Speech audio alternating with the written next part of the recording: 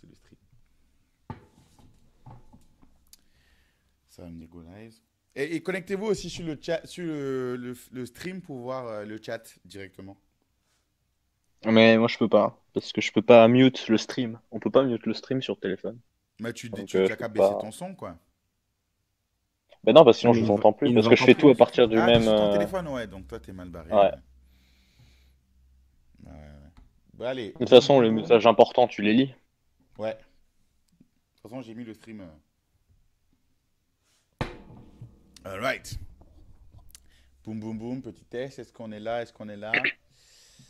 Ok, je crois qu'on est bon là. Bonjour à tous et bienvenue sur Izu DW. Je suis avec Alice Klaus. Bonsoir. Avec Aquarius Sama. Bonsoir. Et bien sûr, Maxou qui est dans la place aussi. Bonsoir. Et ce soir, on a notre invité spécial. On a Diané de Montpellier, qui est l'auteur du livre du monde merveilleux des Florafées, qui est une série de livres dont ils vont nous parler tout à l'heure. Diané, t'es bien avec nous? Ouais. All right. Donc, Diané, ne vous inquiétez pas, il répond en retard parce qu'en fait, comme il prépare ses textes, il prépare sa réponse à chaque fois. Il faut qu'il écrive avant de parler. Non, je rigole, bien sûr. Mais avant de commencer à parler de Diané et de tout ce qui touche à la littérature, notamment son parcours, on va faire l'actualité musicale d'Aquarius. Donc, Aquarius, on t'écoute. Qu'est-ce qui s'est passé dans le monde musical? Enfin, Alors, je il s'est dirais passé pas le beaucoup monde de trucs. musical parce que c'est de la musique actuelle, donc c'est pas trop intéressant. Ah d'accord. Je pensais que t'allais te corriger pour dire c'est plutôt le monde rap que musical en général, Ouais, mais en c'est ce fait que non, j'allais c'est juste pour m'insulter gratuitement. Non mais c'est pas grave, ça fait plaisir. On apprécie. Et il faut savoir que Diané Alors, est écrivain, bien sûr c'est un écrivain, un homme de lettres. Ah, Cédric Yanchou, il a fait Polva avec nous. Ah non, il a fait l'école de commerce avec moi, excuse-moi. Ben, il était à Polva aussi. Ouais. Ben, Cédric Yanchou, il va reconnaître Diané. Mais Diané est écrivain, mais il aime aussi la musique. Hein. Diané écoute la musique old school, le rap old school. Donc, je pense qu'il sera, de mon avis, sur ce coup. Yes. Donc, je t'écoute, Aquarius. Hein. Le rap, la vieille école. voilà. Ouais. Ouais, bah c'est le meilleur. Hein. Bon.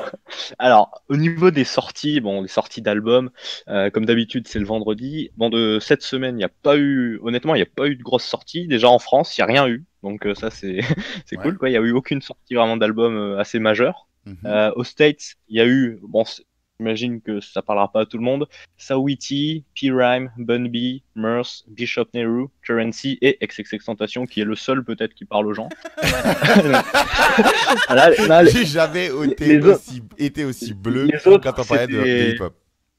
c'est un peu underground, quoi. Les autres, faut connaître un peu pour savoir qui c'est, quoi. Donc, c'était Ouais. pas la semaine la plus riche niveau des sorties musicales, mais bon, c'est pas, ça arrive. Concernant les news plus générales, alors là, je vais commencer par la meilleure news de l'année. Franchement, vous n'êtes pas prêts. Joey Starr a posé pour Playboy, ce qui fait de lui le Ah premier oui, rappeur j'ai vu. français à poser Ouais, pour ce j'ai magazine. vu Et ça. ça, c'est la meilleure news. Non, mais je sais Ah, pas si c'est un exceptionnel. premier dont il peut être fier, parce que tout le monde aime bien dire je suis le premier à faire ci. Mais il a posé comment? Il a posé en mode Playboy. Non. Ah, exactement. Ouais. Bon. Mais il est un vieux corps maintenant. Mais il est pas. On voit juste là. On voit rien d'autre. Il a une espèce de veste de costard. Mhm. On voit juste là. Un début de poitrine, quoi. Et il a des lunettes de soleil, non, je crois même. Donc on voit même pas son Ah, visage. bah, moi, la photo que j'ai vue, il était à poil. Donc, Ah bah c'est pas la couverture. je sais alors. pas si c'est la photo qu'ils ont gardée pour le Ah, magazine, mais je crois mais que moi c'est pas j'en la ai. couverture en fait. C'est juste ça. La couverture c'est l'autre. D'accord. D'accord. Ok. Voilà, en tout cas, c'est le premier rappeur à le faire, donc bon, c'est pas non plus la plus exceptionnelle des news, mais bon, au moins c'est là. Après, Damso aussi, il a fait pas mal parler de lui encore. Déjà, il a sorti le clip de Mosaïque Solitaire, donc qui est extrait de son dernier album Ipséité. Donc un clip très bien réalisé dans lequel il fait un tueur en série, bref, c'est exceptionnel. Mais D'accord. c'est pas tout. Sur les réseaux, sur les plateformes de téléchargement, il a sorti également 6 morceaux qui sont pas totalement inédits parce que c'est des morceaux qu'il avait dévoilés ouais. sur ses réseaux sociaux, sur Twitter, etc.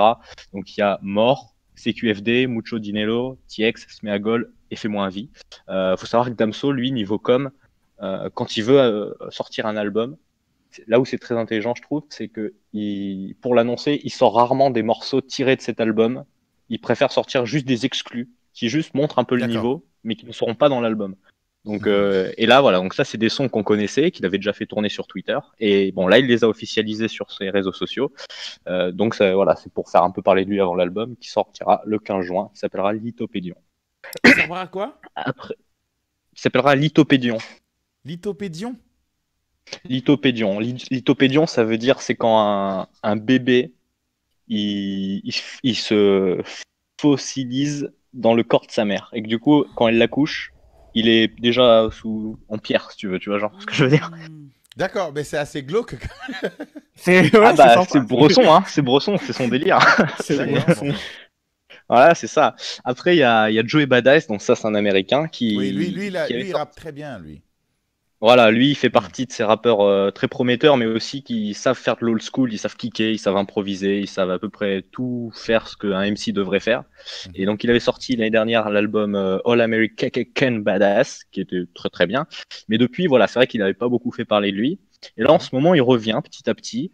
On a pu l'entendre sur l'album de XXXTentacion qui est sorti cette semaine, sur le morceau qui s'appelle Infinity 888. Et je crois qu'Izu a particulièrement apprécié ce morceau. Oui, avec XXXTentacion, oui, celui-là j'ai aimé parce que ça faisait beaucoup tendance old school. J'ai l'impression qu'il y a du texte, il y a de la rythmique, il y a du vrai rap. Ça faisait très New York, je sais pas si tu as ressenti, tu sais, avec une espèce de saxo, voilà. Donc il y a ce morceau, avec XX, il avait aussi fait un son qui est un remix de King's Dead de Kendrick Lamar, donc il avait fait ce son aussi. Et ils ont prévu de faire un album commun, XXXTentacion et Joey Badass, donc moi j'aime bien l'alchimie, donc pourquoi pas. Mais surtout, là où c'est très intéressant, c'est que sur ses réseaux sociaux, Joey Badass, il a posté un message par rapport à la prévention contre la consommation de cannabis. Donc je vais le lire, c'est assez court, il a dit « Beaucoup d'entre vous me demandent pourquoi je ne fume plus, si c'est pour toujours, si ça m'a rendu meilleur, blablabla. La vérité, c'est que je fume plus depuis mes 16 ans. Que je fume depuis mes 16 ans, pardon, j'en ai 23 aujourd'hui, donc j'ai juste saisi l'opportunité de la nouvelle année pour arrêter. Je me sens 1000 fois meilleur, plus productif et focalisé. Il n'est plus l'heure de perdre mon temps. J'ai l'impression que fumer, c'est pour les personnes plus vieilles qui ont beaucoup travaillé et qui cherchent à se détendre, et ce n'est pas pour les jeunes qui ont beaucoup de choses à prouver et qui ne peuvent pas se permettre d'être ralentis et éloignés dans leurs projets. Je sais que beaucoup d'entre vous cherchent à fumer pour éloigner le stress, mais croyez-moi, je suis passé par là, et la méditation, c'est beaucoup mieux. » Voilà, donc moi j'ai trouvé ce message assez stylé de la part de quelqu'un qui... Il commence à en dire des choses, des nouveaux rappeurs, hein. Ça devient intéressant maintenant. Ah mais voilà, c'est surtout ça que j'aime bien, c'est que souvent la fanbase des rappeurs un peu comme ça, bon, ils n'hésitent pas à fumer comme ils peuvent, etc. Je suis perdu, je suis triste, laissez-moi me foutre en l'air. Exactement. Parce que ça, c'est deep. Donc voilà, petit message sympa. C'est profond, quoi. Ok. Exactement. La semaine dernière, j'avais parlé de deux news. L'une, c'est Drake qui joue à Fortnite avec Ninja, et l'autre, c'est Kanye West qui est parti dans les montagnes de Wyoming pour faire son album. Et en fait, il s'avère que ces deux news pourraient être plus reliées qu'on le pense. C'est-à-dire qu'à la toute fin du live avec Ninja de Drake, Drake il dit « Je vais devoir y aller, j'ai un avion qui m'attend ». Donc on n'en savait pas plus. Et plus tard sur les réseaux sociaux, il y a Theo Scudra, qui est le photographe officiel de Drake. Il a posté des photos de montagnes enneigées. Donc automatiquement, ça annonce que Drake sera sur l'album de Kendrick Lamar. C'est génial. Est-ce qu'il y a un hint qui laisse présager que Ninja qui est un joueur de Fortnite, est-ce que Ninja sera quelque part dans le clip ou quelque chose? Ah, j'en ai aucune idée, mais je sais pas s'il y aura un clip. C'est juste qu'on sait que Kanye West est là-bas pour faire son album. Les autres feats qui sont confirmés, on a vu des photos où ils sont là-bas. Drake, il a dit qu'il avait un avion à prendre. Comme par hasard, après, son photographe officiel sort une photo du même endroit. Donc bon, c'est des coïncidences à un moment donné, voilà, quoi. Surtout que c'est quand même le spécialiste de la com, donc voilà, faut l'attendre sur l'album. Donc l'album, il y aura aussi, en notable, il y aura Nas, Travis Scott et Kid Cudi. Voilà, ça c'est les feats qui sont confirmés pour l'instant. Après, c'est peut-être pas que ceux-là, il y en aura peut-être d'autres, mais bon, pourquoi pas. Après, alors je l'ai pas dit dans les sorties rap parce que c'est pas un album rap, mais c'est Snoop Dogg qui a sorti son album de gospel vendredi dernier. Donc il a dit qu'il a toujours voulu faire ça, qu'il est très chrétien, que ça lui a toujours tenu à cœur, mais que maintenant, avec l'expérience, l'âge et la carrière qu'il a, il se sent plus libre. Mais lui, il n'est pas dans le Zion à la base. Ah bah il avait fait un album reggae aussi il y a pas longtemps où il s'appelait Snoop Lion. Et là, je crois que son pseudo pour l'album c'est Snoop Christ, un truc comme ça. Je crois qu'il faut l'appeler comme ça quand on parle de ce projet-là. Okay. Voilà. Après en France, Maître Gims, il a sorti la tracklist de son album Ceinture Noire. Donc on sait qu'il y aura 3 CD. 40 sons, parce que c'est stratégiquement ce qu'il faut faire, vu que le streaming est comptabilisé dans les ventes. Donc 40 sons, c'est très bien pour, pour vendre. Et il y a des sons qui ont pas mal titillé la curiosité des fans de Gims de la première heure. Oui. Donc déjà, il y a Loup-Garou avec Sofiane qu'on a pu entendre, qui est clippé et qui a régalé tous ceux qui aimaient bien le Maître Gims à l'ancienne. Ouais. Il y aura aussi 60% qui fait référence à la carrière de Maître Gims à l'époque où il rappait avec la section d'assaut. Donc les gens ont plutôt hâte d'entendre ça. Et surtout Corazon avec Lil Wayne, qui a fait beaucoup jaser. Voilà, le morceau s'appellera Corazon et il y aura Lil Wayne, et c'est quand même assez incroyable. Et donc la précommande Je me est, demande ce que est ça va donner disponible ces dès deux-là, maintenant. parce que Lil Wayne est... Ça Ah, va faire un c'est mélange assez exceptionnel. détonnant quand même. Hein. Ouais, bah, pourquoi pas, on verra. Ah, je suis curieux. Maître Gims, il sait tout faire. Lil Wayne, un peu moins, mais bon, pourquoi pas, on verra. L'album sortira le 23 mars, donc c'est ce vendredi-là. Donc 40 sons, je sais pas si on les écoutait tous d'un coup, mais ça fait plaisir. Alors là, c'est des news beaucoup plus récentes, ça date de hier. Trippie Redd et XXXTentacion. Pour faire simple, ils s'étaient embrouillés. Alors avant, ils étaient amis, mais ils se sont plus amis pour plein de raisons, on s'en fout. Mais là, ce qui est cool, c'est qu'ils se sont réconciliés. XXXTentacion, qui depuis quelque temps est dans une... il essaye de toujours en permanence d'être une meilleure personne, de toujours faire le plus de bien possible autour de lui. Donc en concert, il a dit je vais vous balancer un son que j'ai fait avec une personne, un artiste que je respecte beaucoup, qui est exceptionnel. Je sais qu'il me déteste, mais c'est pas, je m'en fous. Moi, je lui pardonne tout ce qu'il fait, je m'en fous, je l'aime. Et là, il a balancé le son Fuck Love qui était avec Trippie Redd. Donc Tentation de son côté, il a dit qu'il n'avait plus aucun souci. Et Trippie Redd a répondu putain, il faut du courage pour un homme de pardonner comme ça publiquement alors que t'es en pleine embrouille. Aucun souci, je regrette tout ce que j'ai dit. Voilà. Donc ça, c'est cool parce que les deux, ils ont une alchimie assez exceptionnelle quand même. Vendredi prochain, il y a Potentiel qui est un morceau de l'EFA qui va sortir. Et bon, ce qui est intéressant, c'est qu'il y aura Orelsan dessus. Donc pourquoi pas. Orelsan que j'aime bien, qui est un rappeur qui a des textes quand même. Il sait écrire, ouais. Il sait écrire. Donc faudra écouter ça, pourquoi pas, voir ce que ça donne. Alors là, il y a un événement le 5 mai qui a été annoncé à Aubervilliers. C'est un concert spécial 93. Et du coup, on retrouvera dans ce concert Kalash Criminel, Vald, Rémi, Sofiane et Mac Taylor. Et ça, c'est vraiment la crème. Si vous pouvez y aller, c'est vraiment parmi ce qui se fait de mieux dans le rap actuel. Rémi, qui est pas connu, pas beaucoup connu encore, mais qui monte à une vitesse exceptionnelle, qui est très fort en freestyle. Vald, bon, bah, on présente plus. Kalash Criminel, tout ça. Sofiane, il est partout. Et Mac Taylor, classique. Donc, faut vraiment aller le voir si on peut. Après, qu'est-ce qu'il y a eu d'autre aux States? Il y a pas longtemps, il y a eu une rupture entre Logic et sa copine. Donc ça pourrait être une information qui n'aurait aucun intérêt. Mais là où c'est intéressant, c'est que Rémi, n'importe quoi, Logic a toujours très médiatisé ce couple. Il a même utilisé sa meuf comme couverture de son album. Il lui a payé des bijoux à plusieurs millions. Il en parle très ouvertement. Et du coup, il y a eu beaucoup de polémiques parce que Allô? T'as coupé un peu, Aquarius. Suite à ça, il a fait un communiqué dans lequel il explique que tout s'est fait en bons termes, qu'ils étaient amis avant d'être en couple et qu'une fois en couple, ils se sont rendus compte qu'ils étaient mieux en tant qu'amis, qu'ils sont pas en embrouille, qu'il n'y a pas eu de tromperie, il n'y a rien eu. La friendzone. Que toutes les rumeurs sont fausses. Donc après, est-ce que c'est vrai ou pas, on s'en fout. Mais voilà, ça se quitte en bons termes, quoi. Ok.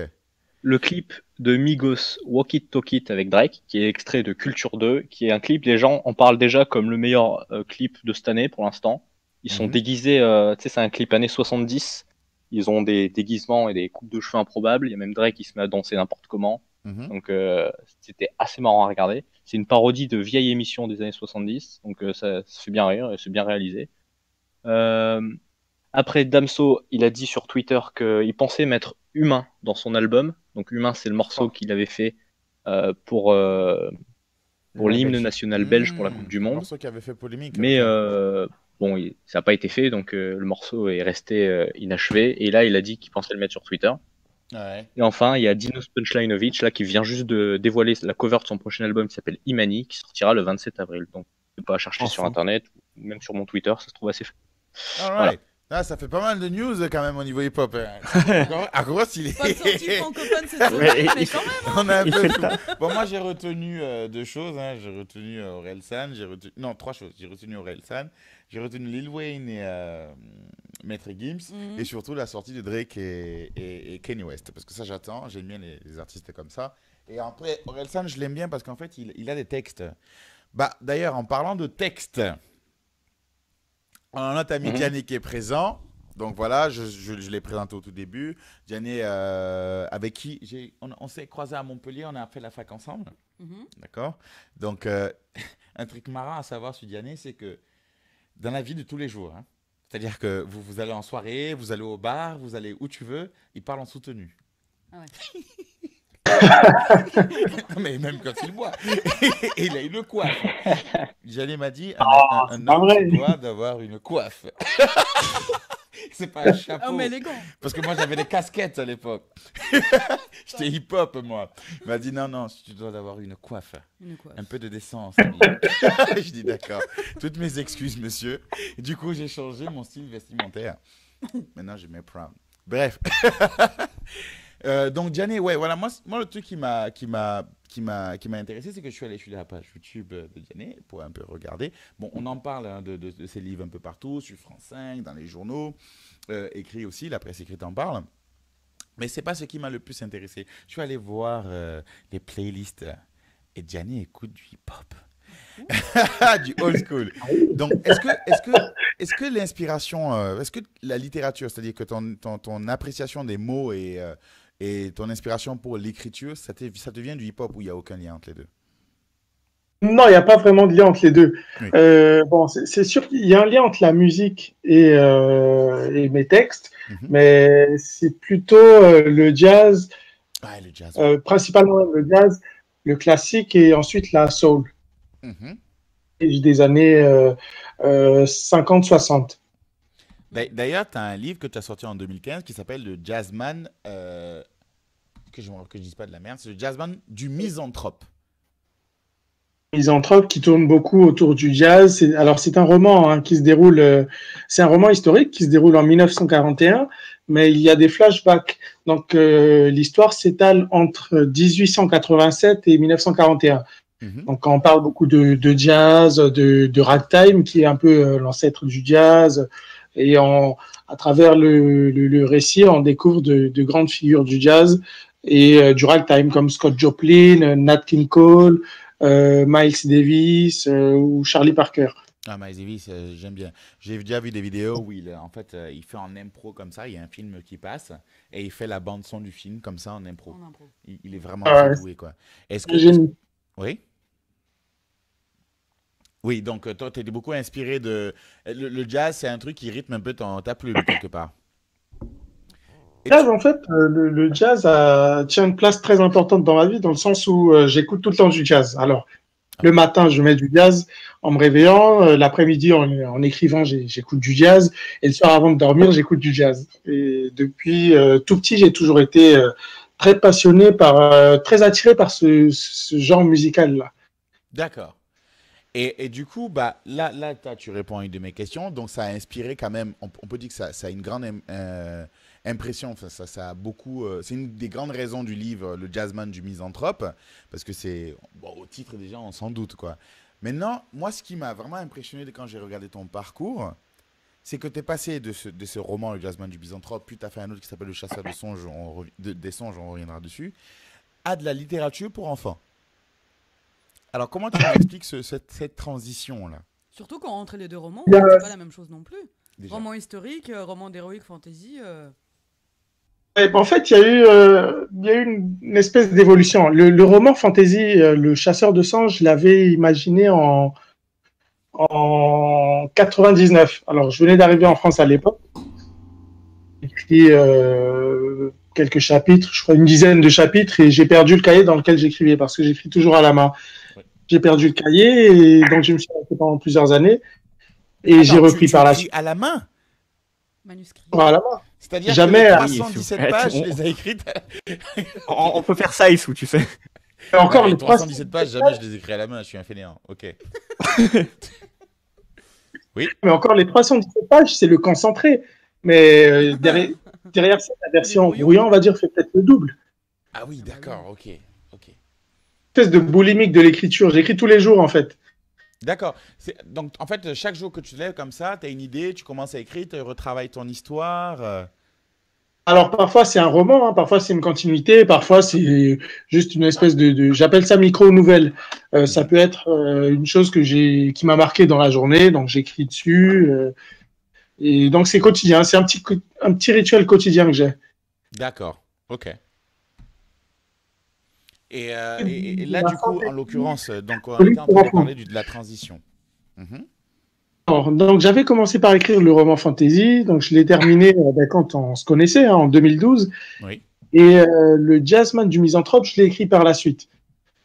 Ah, le Chasseur des songes est sorti après Jazzman du Misanthrope. Il avait été écrit bien avant.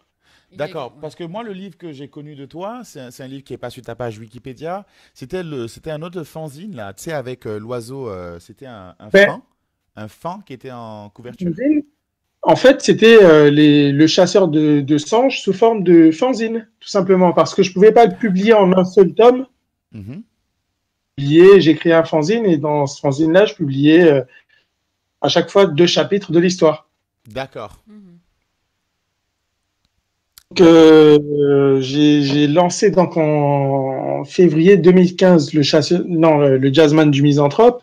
Il a vécu sa vie, ça a bien marché. Et donc, par la suite, j'ai voulu basculer sur Le Chasseur de singes, qui est une série fantasy. D'accord.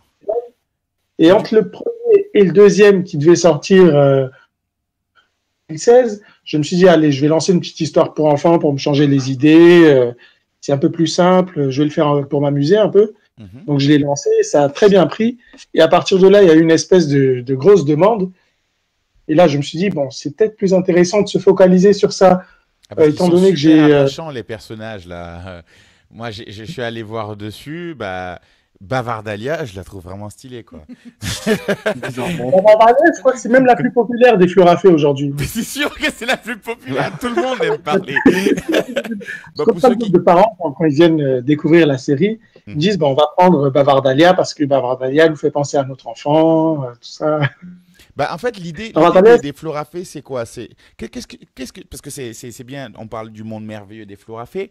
Qu'est-ce que c'est que ces Florafés, là? Les Florafés sont en fait des petites créatures des fleurs qui vivent dans un monde enchanté. Oui. Donc, ce sont des espèces de fées des fleurs. Et tous les Florafés ont un nom de fleur qui laisse deviner un trait de caractère.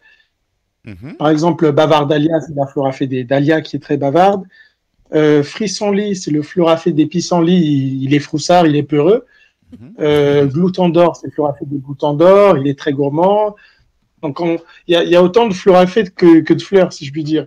Et donc, j'ai lancé cette petite série il y a 1 an et demi maintenant.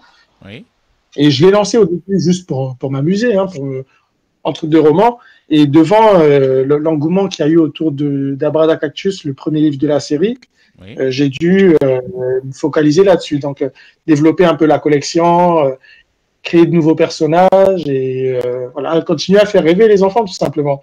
Parce que le roman, c'est bien, mais le roman, quand vous êtes indépendant, c'est 2 fois plus de travail. Et c'est pas forcément le plus rentable, je dirais. Oui, le roman, quand vous vous lancez en indépendant, vous passez par un imprimeur, vous le faites imprimer, vous payez. Et pour rentabiliser un roman quand vous êtes indépendant, et quand vous le faites fabriquer en France, c'est presque impossible. 300, 400 pages. Mais comment ça se passe en fait? C'est quoi? C'est que toi, tu as le processus créatif, tu es chez toi, tu écris tout ça. Et après, quand ton livre il est prêt, genre c'est bon, j'ai fini, qui je vais voir? Alors là, je me tourne vers mon imprimeur. Mon imprimeur, il est basé à Sète, juste à côté de Montpellier. Et à ce moment-là, il imprime un exemplaire. Je m'assure que tout est OK. Ensuite, je lance la grosse vague d'impression. D'accord. Et en fait, tu imprimes, mais qui distribue? Tu vas avoir d'autres distributeurs? Est-ce qu'il y a une maison d'édition ou est-ce que justement tu disais que tu étais Oui, je suis indépendant en fait. Donc, je n'ai pas de maison d'édition et je n'ai pas de distributeur. Ça veut dire que je m'occupe de tout, de la création du livre jusqu'à son lancement en librairie. Donc, je démarche les librairies.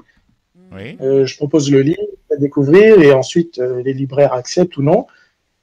Donc, généralement, quand c'est un peu compliqué, je propose qu'on fasse une séance de dédicace. Et à ce moment-là, généralement, le livre marche bien en séance de dédicace. Hein. Il est c'est une petite collection et surtout, étant donné que je suis l'auteur et l'illustrateur, je dédicace toujours. je fais un petit dessin, je fais un petit Oui, mot. ça, j'ai et- remarqué. C'était illustrateur, ouais, parce qu'on l'avait Parce que pas dit. Voilà, ça, je fais c'est tout. toi qui les fais, oui. Mm. J'ai appris à dessiner à 4 ans. Avant, je dessinais pas du tout. D'accord. Parce que tu sais, quand moi je suis allé commander, je suis allé commander mon édition de Bavardalia, effectivement, on te propose directement d'avoir une dédicace, oui. D'accord. Et ça, je trouve ça vraiment génial, c'est une valeur ajoutée. C'est qu'un peu, Est-ce que t'as pris la c'est dédicace? personnalisé, quoi. Mhm. Ouais, merci. Et c'est très de caractère. J'ai remarqué qu'en fait, chaque personnage. Ah, il y a quelqu'un d'autre qui parle? J'entends pas. Oui, si je voulais savoir si t'avais pris la dédicace. Si t'avais pris la dédicace. Tu m'entends ou pas? Oui, bien sûr que j'ai pris la dédicace. Évidemment. Qu'est-ce que tu crois? Qu'il fallait payer plus cher. Non, c'est compris en plus. Ah, ouh. Oui, attends, Parfait. le gentleman, il est coiffé, il a des valeurs. Donc oui, voilà, donc ça c'est bien.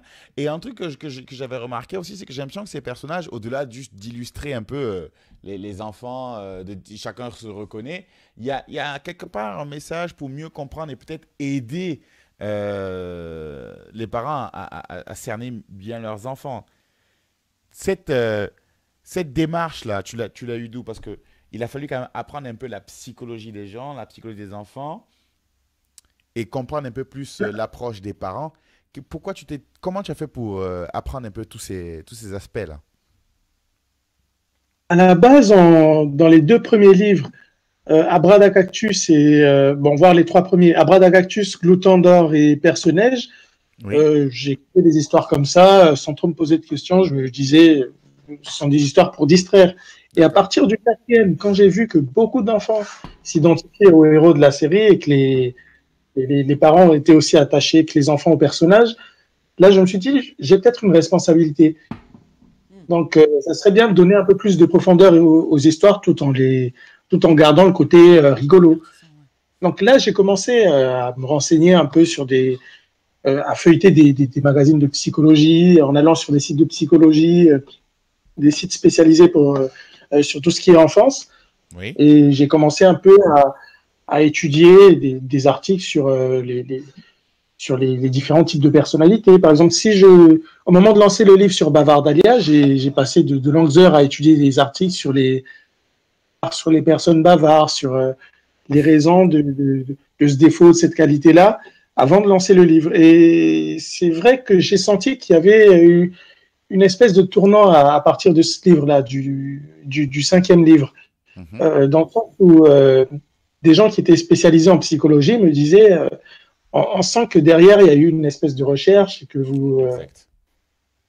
non plus ce côté, on va dire, plat. Derrière, il y a 2 niveaux de lecture, en fait. C'est-à-dire, j'ai l'impression tu peux le lire. Genre, les enfants, ils vont le lire de façon... ça va être rigolo pour eux parce qu'ils vont se voir et ils vont être illustrés de façon marrante. C'est-à-dire qu'ils diront, ah oui, moi aussi, je fais ça, moi aussi, je suis comme ça. Et ça les amusera. Les parents, quelque part, ils comprendront un peu plus leurs enfants et ils auront quelque part quelques astuces pour accompagner l'enfant dans son comportement. Après, je ne dis pas que tous les comportements sont néfastes, mais au moins on comprend mieux. Et puis si on se dit que si l'enfant c'est un peu trop exacerbé, on a quelques éléments, quoi. J'ai l'impression que les enfants lisent ça pour le divertissement et un véritable message derrière pour les parents. Je ne sais pas si c'était recherché, mais au final, c'est ce que ça a donné. Ça finit par être recherché, en fait. Donc à la base, j'écrivais juste comme ça pour m'amuser, mais derrière, au moment où j'ai lancé le 4e livre, là, j'ai réalisé que de donner un peu plus de profondeur aux histoires. Donc, je veux dire qu'entre le 4e et le 5e, il y a eu une espèce de tournant. D'accord. Et la question que moi, je me pose quand je vois ces personnages, est-ce qu'ils sont inspirés de personnes que tu as vraiment croisées dans ta vie? Toujours à Bavardalia. On veut des noms. C'est ça, on veut des noms. Et voilà, il dénonce. Des Bavardalia. adresses, des numéros de téléphone, tout ce qu'il faut. Dalia, je me suis inspiré de quelqu'un qui était avec moi à la fac. Bon, je ne vais pas dire son nom, hein, ça se trouve, il nous entend là. Ce soir. C'est des gens autour de moi. Ah ouais. Mon entourage, bon, bien entendu, je garde ça pour moi. Hein. Le personnage, là, je me suis inspiré de toi. Celui qui est très bagarreur, celui qui est grognon, et c'est ça. Le nouveau. Alors, j'exagère, mais un style de Danton, quoi. Et aussi, le truc que je voulais dire, c'est que la littérature, ça te passionne depuis toujours. Ça me passionne depuis toujours, ouais. Le fait d'écrire. Le fait Écrire des d'écrire, parce que histoires, là, inventer des de ce que histoires. tu parlais du jazzman, tu m'as dit, il est né en. Enfin, il est né. C'est une histoire qui se passe dans les années 80-90, c'est bien ça? Non, il a dit. Commence en. Enfin, le roman, 87. le roman se déroule en 1941, mais il y a des 41. espèces de flashbacks et donc on remonte jusqu'à 1887. Ah, Ah oui, 1887. Ok. Wow. Ok. Donc, c'est 101 ans plus tard que toi, tu es né au Congo. Et voilà, c'est ça. 101 ans auparavant. Donc, 101 101 ans plus avant tard au le Congo. Congo-Brazzaville. Depuis le Congo, tu avais quand même cette passion pour la littérature? J'avais cette espèce de passion pour la littérature. En fait, c'était surtout une passion pour les histoires, inventer des histoires. Ah, Source d'inspiration, l'une de mes toutes premières sources d'inspiration, bon, c'est ma maman hein, qui me racontait des histoires avant de dormir, mais c'est aussi, et là, vous allez peut-être être choqués, c'est Dragon Ball. Ah, voilà. Les meilleures inspirations. Ah oui, non mais les meilleures inspirations. Mais qu'est-ce que tu racontes, Maxou? Un Même si on chef-d'œuvre. sait tous que One Piece est meilleur, quoi. Après, voilà, c'est Bon, voilà, bon, d'accord, on va se battre tous les deux. T'as ouvert la boîte de Pandore, là. C'est le prochain débat, attends, fini. Ah ouais, non, là, plus rien ne va. Là. Moi, j'étais d'accord avec tout ça, mais Tu ne tiens plus rien. DBZ. tous les aides, qu'est-ce c'est qui... une grosse source Ah, d'inspiration. attention. Dragon Ball, ça y est, Dragon Ball, tu sais, à l'époque où il était enfant et tout ce qui allait avec. En fait, non, je parle de Dragon Ball Z. Ah, Dragon Ball Z, ok, quand il est adulte. Dragon Ball Z. Et qu'est-ce que tu as retiré? Parce que Dragon Ball, enfin, j'ai l'impression que Dragon Ball, c'est quand il est tout petit, et ça fait plus comique et plus animé. Il y a beaucoup de personnages. Il y a Tao Pai Pai qui est un des meilleurs personnages. D'ailleurs, c'est qui ton personnage préféré dans Dragon Ball? Le Dragon Ball Z. Dans Dragon Ball Z. Luffy. Ça. Vegeta et Trunk. Ah, voilà. Ah, Trunk! Le futur, hein, pas Trunk, le petit qui passe son temps à atteindre. Il est un peu Le turbulent, gosse de petit, riche. quand même. Hein. Bah, c'est. Il n'a pas connu le ghetto de son aîné. T'as dit que qui est son aîné? Bah, Trunk, enfin, quand tu compares les deux parcours des deux, c'est normal qu'il soit agité, le petit. Genre, il a vécu dans une famille riche, alors que le grand, il a habité dans le ghetto, lui. Ah oui, le grand, il vient de loin, il a galéré. C'est, mec, lui, c'est. Lui, bon. Non, c'est le dernier représentant des Saiyans.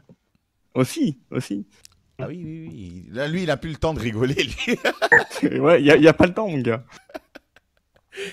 Et si on prend Trunk, est-ce qu'il ressemble à un des personnages des Florafé? S'il ressemble à un personnage des Florafé, non, peut-être pas pour l'instant. Ah oui, oui, il y a un personnage, mais je l'ai pas encore. Il n'est pas encore apparu dans l'un des livres. Il est toujours en prod. Il attend son heure. All right. Et aussi, ce que je me demandais, parce que je suis allé, j'ai vu ton site, j'ai vu que tu es passé, tu fais beaucoup de représentations, notamment à Sorams, tu passes dans les journaux. Comment ça se passe ça? Est-ce que toi, tu as un effort de communication à faire? Est-ce que c'est les gens qui te démarchent directement? Sur quoi tu dois te focaliser le plus quand tu es écrivain pour promouvoir ton livre? La particularité, c'est d'être écrivain indépendant. D'accord. Comme vous êtes écrivain indépendant, vous devez vous focaliser, c'est très simple sur tout. Donc, vous devez créer le livre, vous devez trouver un imprimeur si ce n'est pas du livre numérique. Oui.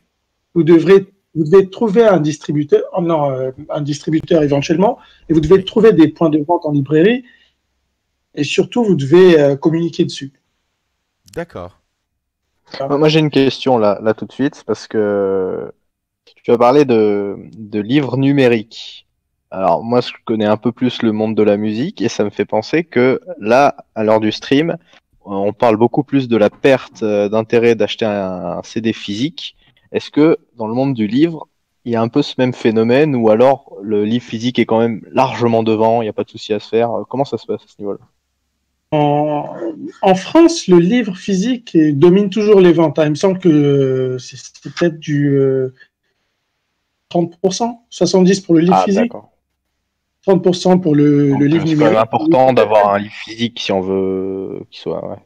On a cette espèce de tradition, on reste très attaché au livre physique, le papier, au le toucher, papier. Hmm. Il y en a qui aiment bien l'odeur même du Ouais, papier. l'odeur Ouais, du neuf, livre. ouais, le premier. c'est cool ça.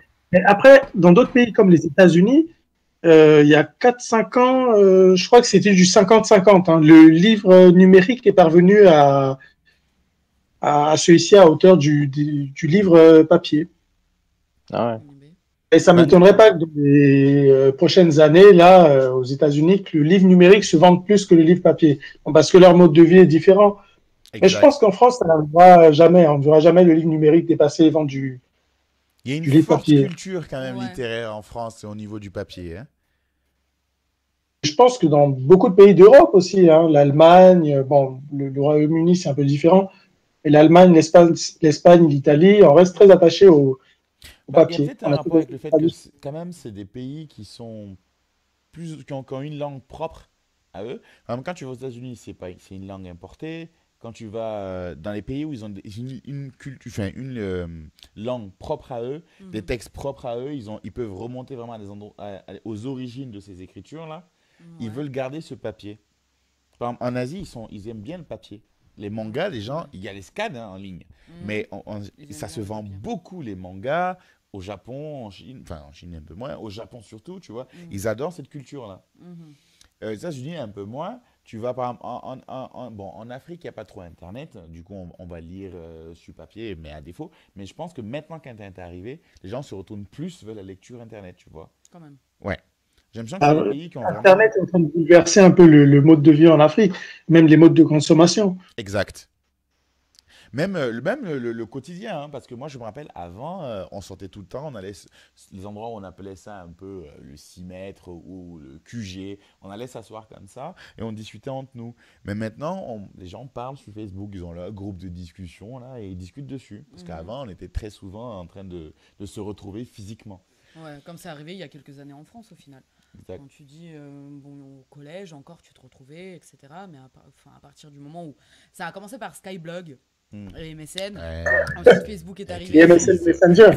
Et ouais, le blog. Avec le fameux Wiz.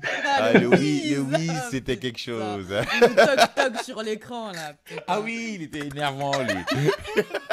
On pouvait spammer les choses comme ça. Oh là là, oh my god. Mon Dieu. Mais oui, donc ça arrive peut-être en ce moment en Afrique, mais ça suit les mêmes. En Russie, c'est pareil. Internet? Est-ce que ça... Bah, en Russie, ils continuent de lire beaucoup sur papier, mais les gens utilisent beaucoup Internet. Il y a beaucoup comment dire, de programmateurs, il y a beaucoup de choses qui se passent sur Internet. Et surtout depuis l'arrivée des réseaux sociaux, donc tout ce qui est Instagram... Vous avez un Facebook à vous, on a un Facebook à nous. C'est quoi, VK? VK, contactier. Ça s'appelle comme ça, contactier? Contactier. Contactier. Et Ok. en gros, Essaye pas, Issou, essaye pas.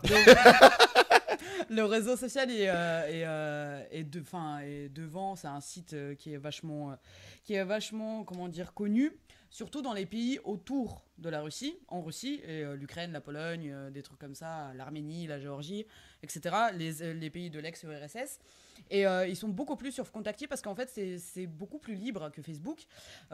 Plus libre dans le sens où tu peux retrouver de la musique en téléchargement, tu peux retrouver des films, tu peux tout retrouver sur Contactier. Même quand tu regardes du stream en France, tu retrouves des vidéos venant de Contactier. Donc, au final, nous, ça déjà, marche, je quoi. sais que ceux qui regardent des mangas...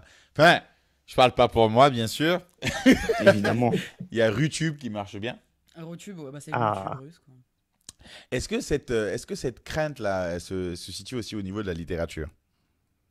Cette crainte qu'il y ait de l'emploi détourné de nos contenus. Là, c'est à moi que tu parles. You're talking to me? Oui, parce qu'en fait, souvent on peut trouver sur Internet, par exemple, il y a la musique de quelqu'un qui peut être téléchargeable, il y a des films téléchargeables, les gens ils regardent les scans, du coup ils n'achètent plus forcément les mangas. Est-ce que la littérature aussi, le fait de pouvoir télécharger la version PDF ou je ne sais quoi, ça va nuire à la littérature? Est-ce qu'il y a, il y a des téléchargements illégaux de livres? Ouais, ça existe. Alors, ça existe pour tout, hein, que ce soit du roman, de la nouvelle ou du livre pour enfants. Moi, j'ai découvert que mes petits livres pour enfants, ma collection sur les Florafés, Oui. bon, j'avais publié des versions numériques et il y a quelques mois, là, je cherchais un peu sur Internet le nom de mes livres pour voir ce qu'ils se disaient. J'ai découvert des blogs où ils disaient download Florafé, machin. Je me suis dit, bon. Waouh. Oh, les salauds! Alors, j'ai vu ça, je me suis dit, bon, ou je lui envoie un message, je dis, tiens, les droits, supprimer le lien, ou alors, je me suis dit, bon, c'est aussi un signe de popularité, quoi. Exact. Oui, c'est Ouais, vrai. ouais. C'est vrai que tu n'es pas encore populaire si on n'a pas ta version downloadable. Mm. Ah, ouais. S'il n'y a pas la C'est- version illégale de ce que tu produis, c'est que ça marche pas des masses. C'est un signe. C'est un achievement. J'ai envoyé un mail à la personne et bon, elle a été bien sympa, elle a supprimé les liens. Mais c'est vrai que même pour le livre, il y a une espèce de marché parallèle, hein. On vous propose de télécharger les versions PDF, tout ça. Mm. Bon, je pense que quelque part, c'est lié aussi au fait que certains gros éditeurs vendent du livre numérique au même tarif que le livre Au papier. prix fort. Mm. C'est un peu scandaleux parce que vous vendez un livre papier, on va dire en grand format à 15 euros, vous le vendez en numérique à 15 euros, mais rien ne justifie ces 15 euros-là. C'est ça. Il n'y a pas de frais, il y a pas de frais d'impression, il n'y a pas de Ouais, distributeur. l'encre, le vous le mettez en papier, ligne. enfin, Et en plus, Vous il n'y a n'êtes- même pas besoin de. En plus, regarde. Là, quand ils vendent sur Internet, ils n'ont même pas besoin d'un gars qui sera assis au comptoir. oui, rien que Ouais. ça. Oui. Donc, il y a un boulot qui saute et ils s'enrichissent et tu te dis, mais ça tourne où cet argent là? Mm. Tu vois, donc ça doit être un peu frustrant de dire, je vais télécharger. Ça dissuade certaines personnes de l'acheter. Au final, les personnes préfèrent télécharger. Comme nous, quand on était plus jeunes avec les CD, Mm. quand on Moi, je découvrait faisais qu'à un pas moment. ça, donc je sais pas. Mais quel est. Mytho. Je sais Escroc. pas de quoi il parle ce gentleman. Mytho. Ça va se voir, il sauve d'un moment. Moi, Maxou aussi était dedans, mais moi j'ai pas connu ça. Moi, j'allais toujours acheter trop mes jeune. CD. Tous les films que j'ai vus dans ma vie, je les ai achetés. Mm. Mais télécharger illégalement hein, les DVD. T'avais 15 films J'ai sur un acheté le DVD DVD. vierge. J'ai acheté mes DVD vierges, un peu de respect. Pardon. Alors, quand j'étais petit, je faisais du commerce. J'ai acheté des. Ah, c'était encore pire. Je téléchargeais Ah, des c'est musiques, grave. je les gravais, je les vendais.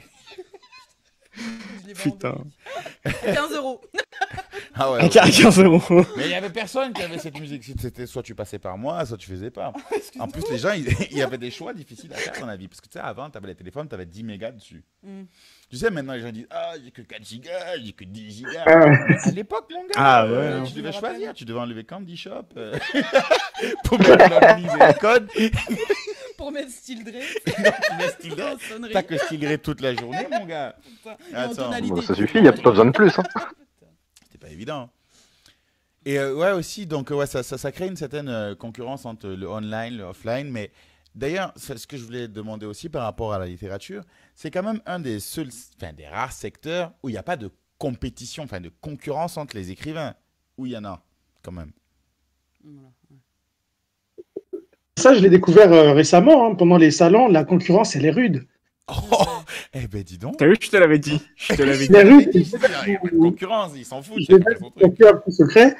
Certains écrivains vendent sur les pages articles ou les pages auteurs de leurs confrères et ils mettent des notes du genre 1 étoile. Ah. Genre, je Oh, parle les de- gamins. Les rageux de base.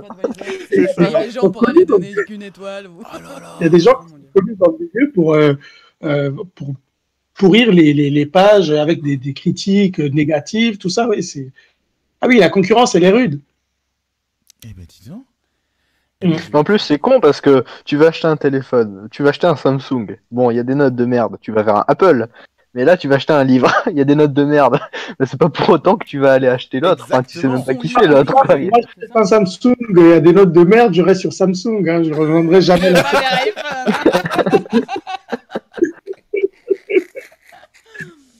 Ouais, mais c'est sûr, il n'y en a pas deux grands connus ou il n'y en a pas deux. Ouais, qui mais oui. sortent En fait, dans le- nuire à un ne Voilà, va on pas connaît bénéficier à l'autre. Oui. C'est ça. Ah bah tu vois, il y a un des commentaires qui dit, ouais, une fois à l'école, il y a une écrivaine qui est venue. Elle a dit que Amélie Nothomb, Donc, d'accord. Je dirais Ça, pas ça la va. fin. Ça balance des noms et tout. C'est des choses malsaines. Voilà, elle a fait les choses pour progresser. Elle a fait des S'il choses. rigole, c'est qu'il connaît l'histoire. Moi, non, mais moi, j'ai Ou pas qu'il est vu sur la le fin ou du qu'il est sur roman. le chat. Je dirai pas la fin. Mais bon, en tout cas, ouais, d'accord, ok. Bon, il y a de la concurrence aussi dans ce domaine-là. Ça connaît l'histoire apparemment. Ah, c'est une histoire vraie, il paraît. Hein.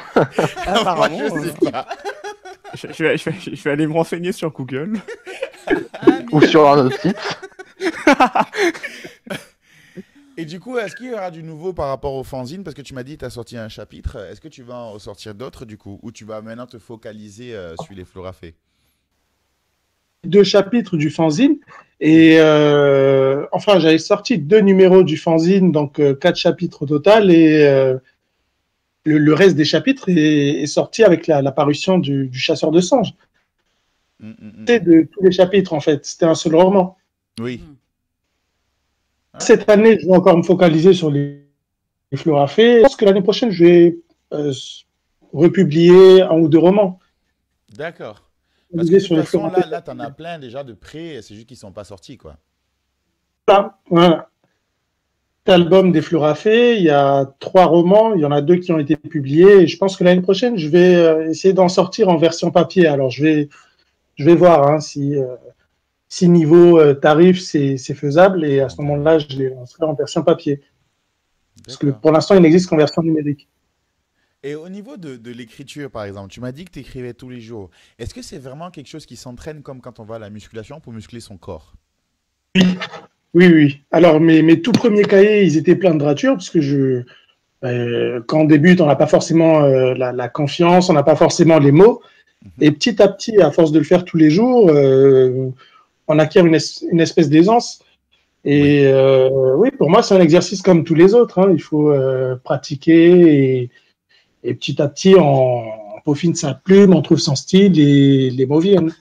Et à force d'écrire, par exemple, je sais pas moi, tu écris dans un genre, est-ce que tu ne commences pas à te fondre carrément dans ce genre et ne plus avoir de recul? C'est-à-dire que tu auras à peu près les mêmes mots, les mêmes tournures, les mêmes pensées. Est-ce que ça joue, ça, de rester tout le temps dans le même style en train d'écrire? Est-ce que ça transforme ta plume?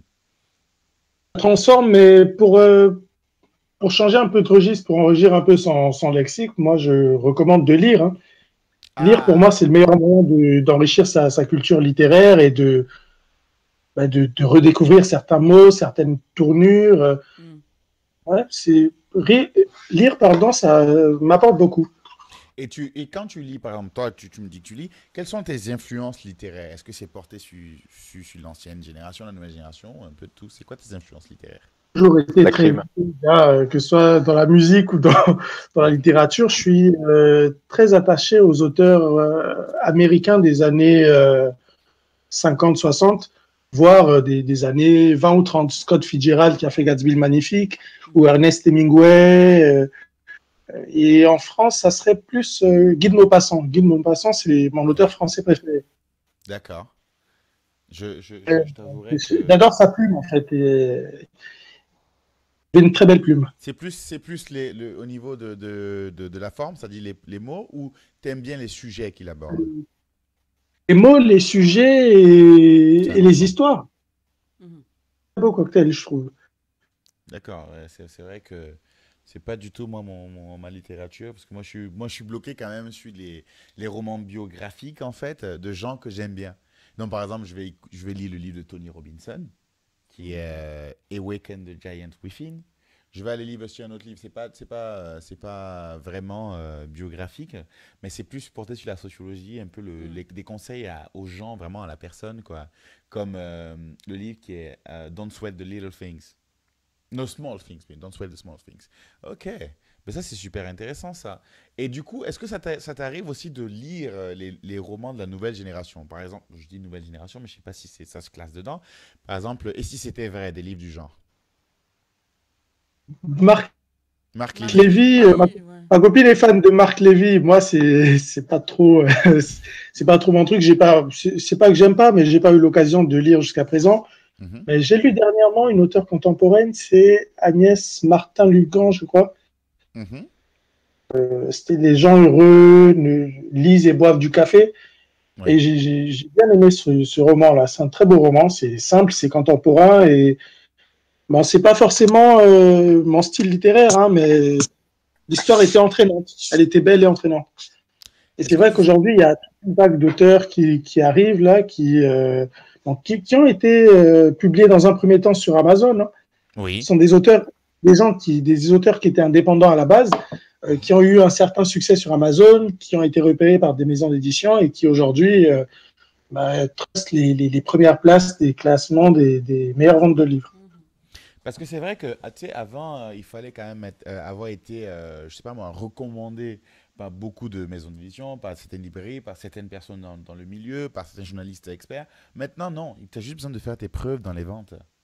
C'est-à-dire que tu... Avant, il fallait écrire un livre, vous imprimez le manuscrit, l'envoyer à la maison d'édition et malheureusement, dans 95% des cas, la lettre de refus, vous ne rentrez pas Dans les vous ne codes. correspondez pas à notre catalogue. Mhm. Mais aujourd'hui, c'est en train de changer dans le sens où l'auto-édition est en plein boom grâce à Amazon, Fnac et d'autres plateformes. Donc les maisons d'édition commencent un peu à fouiner dans les classements, dans le top 100 des meilleures ventes et quand elles repèrent un bon auteur, et bien à ce moment-là, c'est l'auteur. C'est elle qui vient proposer. Est-ce que tu n'as pas l'impression, parce que du coup, maintenant que la popularité ou la légitimité ou le respect qu'on accorde à un auteur dépend fortement de ses ventes, est-ce que tu n'as pas l'impression maintenant que les gens ne font juste de la littérature, entre guillemets, d'impression? C'est juste pour appâter le peuple, vendre des livres. Et maintenant, on se concentre plus sur vraiment le fond, les tournures, parce que les gens veulent lire vite, simplement apprécier. C'est comme de la littérature commerciale. Est-ce que tu as Non, ça? mais c'est ça. Aujourd'hui, moi j'appelle ça plutôt de la littérature industrielle. D'accord. C'est plus forcément la qualité. Je n'ai pas la prétention de juger la qualité, mais c'est plus forcément l'époque, des livres très recherchés, profonds. Aujourd'hui, c'est simple. Je pense que ça correspond aussi à notre mode de vie, hein. Aujourd'hui, dans les pays occidentaux, on vit rapidement, on n'a plus le temps. Et quand vous discutez avec les gens, vous réalisez qu'ils vous disent, bon, j'ai envie de rentrer chez moi, allumer la télé, je n'ai pas envie de réfléchir. Oui. J'ai envie de lire un bouquin, j'ai pas envie de réfléchir. Donc ça correspond tout simplement à c'est la loi de l'offre et la demande quelque part, hein. Les gens veulent ça, donc les éditeurs publient des romans qui correspondent aux désirs des gens, tout simplement. Bon, après, je suis pas pessimiste par vague. Je pense que dans 20 ou 30 ans, on va peut-être rentrer dans un nouveau cycle où les gens rechercheront des livres de qualité, peu plus profonds. Plus rare, justement, peut-être. Ah, ils ont leur et niche. voudront, passer dans le vintage. Je dans pense le- que c'est cyclique. Il ne faut pas forcément se préoccuper de ces choses-là. Il me semble que dans les années 1800, il y a eu aussi une période comme ça où les critiques littéraires étaient complètement désespérés parce qu'ils trouvaient que avec l'espèce de boom de l'édition, on publiait tout et n'importe quoi, et certains des livres qui étaient considérés à tort comme des navets sont aujourd'hui des classiques, hein. Mhm. C'est peut-être avec du recul, dans 20 ou 30 ans, on aura le recul de juger les œuvres contemporaines et dire si elles sont, ce sont des œuvres classiques ou si effectivement elles étaient des, j'aime pas le mot, mais des nanars. Tu Moi, vois, j'ai une question à quand ce moi je propos. dis j'aime pas le mot, je dis des salauds, des connards, des nanars. En plus, il a hésité à le dire. Eh ben, dis donc, si c'est ça ton mot censuré, Heureusement qu'on n'a pas lu le commentaire tout à l'heure. eh ben, je vais insulter les gens maintenant. T'es bien un nanar, ça. Oui, Aquarius, tu voulais dire quelque chose, je crois qu'on t'a coupé. Ouais, moi j'ai une question, parce que s'il y a bien un auteur qui, à chaque fois qu'il sort un livre, il éclate tout, c'est Michel Houellebecq. Et du coup, moi je me demande, est-ce que lui, il a vraiment quelque chose en particulier? Est-ce qu'il a vraiment une bonne plume et que du coup ça contraste avec ce que tu décris comme la période un peu industrielle? Ou est-ce que justement c'est lui qui est vraiment le meilleur à être industriel? Et que, du coup, je sais pas, est-ce que c'est facile ou de lire du Houellebecq? Je sais pas, qu'est-ce qui séduit les gens dans Houellebecq? Ce qui séduit dans Houellebecq, c'est son côté un peu politiquement incorrect. Hmm. Son fond de commerce, c'est dire ce qui se pense tout bas. Dans une société où les gens sont tellement censurés, on a tellement poussé à l'extrême l'autocensure, tout ça, que les auteurs n'osent plus prendre de risques. Et ceux qui sortent un peu des sentiers battus, qui publient des choses qui choquent, qui parfois expriment une certaine vérité ou pas, les gens se ruent vers ces livres, lisent et voilà. Bon, je pense que Houellebecq, son succès est surtout lié à ça, hein, le fait qu'il est seul sur ce domaine-là. Là, rares sont les auteurs qui osent sortir des livres aussi polémiques que lui. Bon, il y a peut-être Finkielkraut, c'est ça? Finkielkraut, ouais. Ah, Finkielkraut, ouais. Oui, voilà.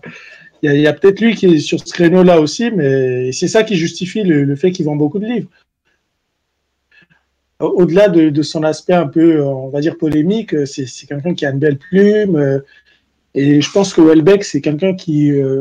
on parlera encore de lui dans 100 ans, hein, à l'inverse qui vendent peut-être autant que lui, mais qui sont un peu plus consensuels. Et qui marquent pas leur époque, qui se démarquent pas, quoi. Qui marquent, mais de manière éphémère. Exactement. Je vais même dire, qui se démarque pas de ses potes ne marque pas l'époque. Donc finalement, du coup, Houellebecq, il est plus à cette position grâce à ses points de vue plutôt qu'à sa plume, mais ça reste quand même justifié. C'est pas quelqu'un qui a volé sa place, quoi. Non, c'est pas quelqu'un qui a volé sa place, non. Bon, après, il me semble qu'ils sont trois à être dans ce créneau-là. Il y a lui, donc il y a Finkielkraut et il y a, comment il s'appelle, Zemmour. Oh. Ouais. Après, moi, de mon point de vue, je vois plus vraiment, comment il s'appelle du coup, Michel Houellebecq comme un auteur, et Finkielkraut, c'est plus un philosophe qui fait des livres de temps en temps, et Zemmour, c'est un polémiste chroniqueur qui fait des livres de temps en temps. Moi, je vois vraiment plus les choses comme ça, en fait. C'est pour ça que pour moi, Houellebecq, c'est peut-être plus le seul, parce que les autres, c'est pas vraiment le même métier, j'ai l'impression. D'accord. En fait, les autres, ils écrivent éventuellement, tandis que Houellebecq, c'est vraiment son milieu de prédilection, oui. De mon point de vue, c'est plus ça, ouais. Après, je sais pas, c'est des étiquettes, donc forcément, ça veut rien dire, mais de mon point de vue, c'est plus ça, quoi. Oui, ça se sent parce que Houellebecq, on sent qu'il travaille vraiment son genre, quoi. Ah, vas-y. Mais ce que je voulais dire, en fait, c'est que Houellebecq, Finkielkraut et Zemmour sont les trois qui jouissent d'un succès parce qu'ils publient des textes sur des choses très polémiques. Exact. Oui, c'est le lien entre en commun. Après, oui, c'est sûr que Houellebecq est celui qui est le plus écrivain des trois, le plus littéraire. C'était bien dit, ça. Et en parlant justement de ce style choisi et assumé, est-ce que toi aussi c'est un choix personnel que d'être indépendant? Oui. Alors à base, j'ai essayé de choisir, d'envoyer mes différents manuscrits à des éditeurs. Donc j'ai eu des lettres de refus et il y a un éditeur qui avait accepté l'un de mes livres, mais malheureusement il a fait faillite peu après. C'est ton livre qui lui a porté la guide. Tu dis où je m'arrête? C'est pas un monde très merveilleux, ça. Et là, je me suis dit, bon, t'as rien à perdre, tu vas te lancer tout seul et tu vas apprendre sur le tas. Oui. Donc, j'ai passé des heures, des jours et des heures sur Internet à à lire des textes sur l'auto-édition, des blogs. Donc, j'ai beaucoup appris et je me suis lancé à ce moment-là. Mais maintenant, c'est géré même comme une auto-entreprise. C'est-à-dire que tu es à la fois le gérant de l'image de marque, de la société. Tu vas être un des travailleurs, donc tu vas produire les richesses. Tu vas être un agent de communication qui va faire la promotion un peu partout. Et tu vas être un agent commercial aussi qui va un peu s'occuper de ce qui se passe au niveau du site, de l'argent qui rentre, parce qu'il faut quand même pouvoir en vivre. Donc, tu as tous ces éléments-là à gérer. Le plus dur pour toi, c'est quoi? C'est d'allier les quatre. Exactement. C'est stylé ça comme réponse. La réponse la plus safe de l'histoire. Mais sincèrement, mais en fait, à la base, j'aimais écrire, dessiner Oui. dans ce domaine-là. Et petit à petit, donc j'ai appris à éditer les livres, j'ai appris à être un bon commercial, c'est-à-dire rentrer dans une librairie, dire bon, mon livre, il ne sort pas de chez Gallimard, Flammarion ou Pocket, mais mon livre a sa place dans cette librairie. Ça, c'est l'aspect. Flamme de 7. Oui, il sort de chez Flamme. Ouais. C'est pas Flammarion, mais c'est Flamme. moitié Flammarion. Hein. Moi, je dis ça, je dis rien. T'as la flamme quand même. All right. C'est ça, et l'aspect communication, contacter les médias, tout ça. Ouais. Mais j'ai appris à aimer les quatre. Bon, je pense que ce qui m'ennuie le plus, c'est peut-être la partie édition. Donc, gérer la mise en page du livre, tout ça, c'est peut-être la partie la moins amusante. Ah, tu t'occupes de ça aussi. C'est pas que le fond, tu gères la forme. Oui. A à Z. C'est ça la particularité de l'auto-édition, en fait. L'auto-édition papier. Oui. Vous avez le livre, vous le transformez en PDF, vous le lancez. Mais quand ce sont des livres pour enfants, là, il faut gérer la mise en page, que tout soit OK. Et bon, après, je suis assez perfectionniste. Hein. Et le fait d'être un auteur indépendant, pousser vraiment à me surpasser, à m'aligner au niveau des gros éditeurs. Exact. Parce que la personne qui rentre dans la librairie connaît les livres de chez Gallimard, Flammarion, Pocket et tous les autres. Mais si je veux parvenir à séduire cette personne avec mon livre, eh bien, il faut que niveau qualité, il faut que la qualité soit irréprochable. Et c'est ça le problème. La différence tant qu'il n'a pas lu l'édition. C'est-à-dire que quand il rentre et s'il prend les deux livres, lui, comme ça, quand il regarde, il ne voit pas vraiment de différence. Si on lui dit que ça vient de chez un tel, il dira effectivement, ça a l'air, quoi. C'est aussi qualitatif, quoi. Le problème de l'auto-édition aujourd'hui, il est là, c'est que surtout l'auto-édition jeunesse, beaucoup d'auteurs lancent le livre comme ça, mais malheureusement, niveau qualité, bon, j'imagine que ces auteurs-là ne sont pas forcément conseillés et ne s'attardent pas assez sur l'aspect mise en page, tout ça. Le problème est que niveau qualité, la qualité du texte, hein, mais c'est parfois la mise en page, c'est le papier choisi, tout ça, le grammage, parfois c'est limite. Et c'est ça aussi qui fait que l'auto-édition a une très mauvaise réputation. Une mauvaise perception de l'auto-édition aussi hein, dans le milieu. Ben, quelque part aussi, c'est bien parce que si tu as la main sur tout, tu peux vraiment pousser ton processus créatif. Mais le problème, c'est que tu perdras du temps. Exactement. Et à faire la mise en page, à démarcher les librairies d'une ville, à appeler les médias pendant toute une journée, ce temps-là, tu aurais pu le consacrer à la création d'un nouveau livre, à la conception de dessins. Et il faut du courage aussi, parce qu'il faut essuyer les refus. Qu'est-ce que ça fait, genre, la première fois que tu prends un refus quand tu écris ton livre, toi, tu en es content. Déjà, tu as mis du temps, tu n'es pas forcément sûr de toi, parce que je sais plus, il y a un auteur qui disait, je ne sais plus qui c'était, il disait, on ne finit jamais d'écrire un livre, on abandonne. Donc, toi, tu finis ça, tu abandonnes, tu dis, bon, écoute, je pense que j'ai fait tout ce que je pouvais là. Tu vas à la maison d'édition, tout content de tout ce temps que tu as passé à écrire, et il te dit, non, ça va pas. Puis combien de noms? C'est pas juste le premier qui va te dire non. Exact. On en voit. Surtout ce qu'il disait, dans 95% des cas, c'est refusé. Oui, c'est refusé. Est-ce qu'il y a un processus de développement mental que tu as dû quand même suivre pour pouvoir passer le nom, quoi? Oui, bien sûr. Je me souviens, les premiers refus, je me remettais en question. Je me disais, mais attends, depuis tout petit, tu rêves d'être écrivain, mais t'es pas du tout fait pour ça. T'écris mal, tu décides mal. C'est ça. Mais oui.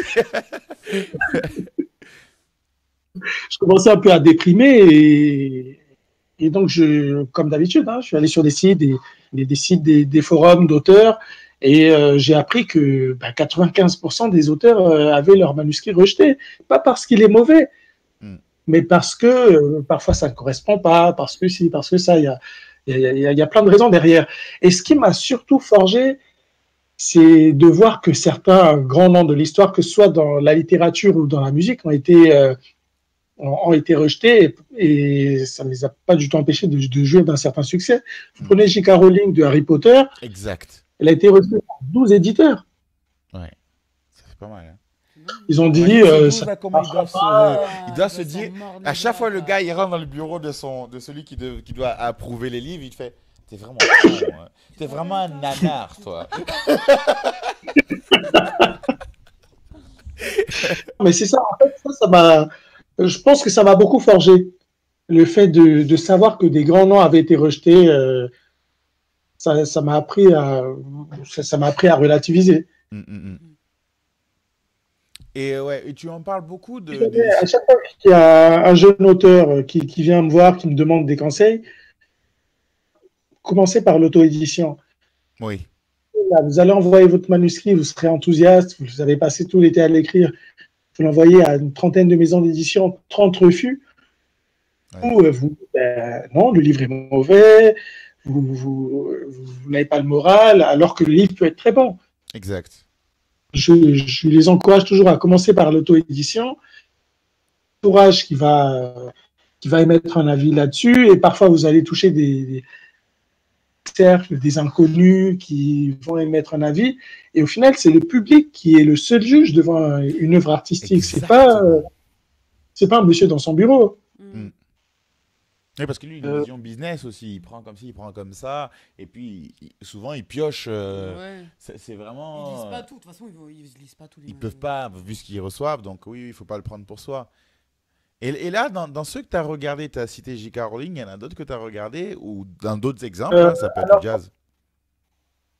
L'autre celle-là, elle est vraiment marquante, c'est Catherine Stockett, La couleur des sentiments. Je ne sais pas si vous connaissez. Non.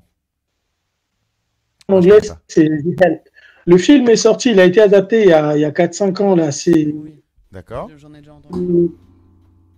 Des femmes de ménage afro-américaines dans le Mississippi dans les années 1960, entre 1960 et 63. Oui.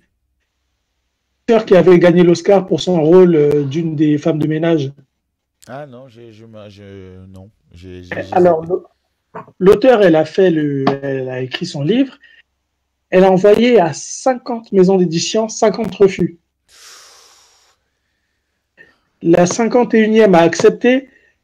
Le livre est sorti. Il s'est classé en tête des meilleures ventes nationales aux États-Unis.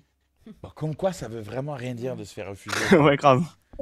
Non, mais ça veut vraiment rien dire.